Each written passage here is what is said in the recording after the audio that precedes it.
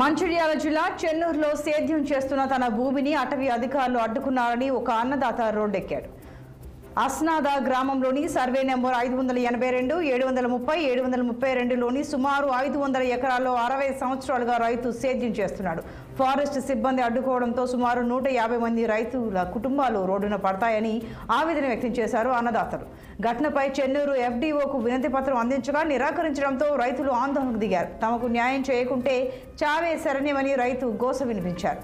Chennur MLA Vivek Venkataswamy రాసి పంపిన లేఖ అందించిన FDO లెక్క చేయలేదని చెప్పారు రైతన్నలు. ప్రభుత్వం నుంచి వచ్చే రైతు రుణమాఫీ, బీమా పథకాలు తీసుకుంటున్నా భూమిపై తమకు హక్కు లేదని అనడం సరికాదన్నారు అన్నదాతలు. ఎమ్మెల్యే వివేక్ వెంకటస్వామి తన పక్షాన నిలబడి న్యాయం చేయాలని రైతులు వేడుకుంటున్నారు.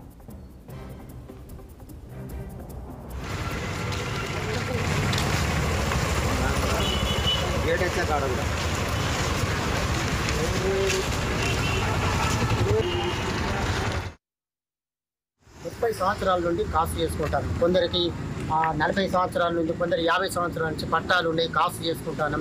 బోరు బావులు ఉన్నాయి, మోటార్లు వేయించుకున్నాం, దోపసలు పంటలు పండించుకుంటాను. నరేంద్ర మోడీ పైసలు పడుతున్నాయి, రైతు పంటలు వస్తున్నాయి.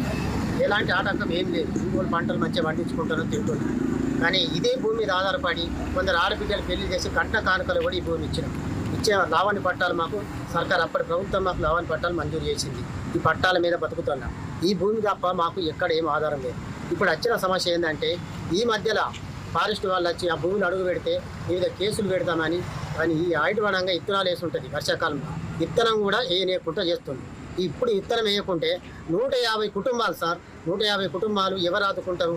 మేము పోయిన శుక్రవారం రోజు మా ఎమ్మెల్యే సభ దగ్గర కూడా పోయినాం. వారు కూడా హామీ ఇచ్చారు.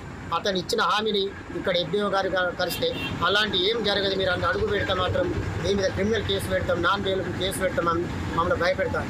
30 సంవత్సరాల నుండి కాసు చేసుకుంటాం.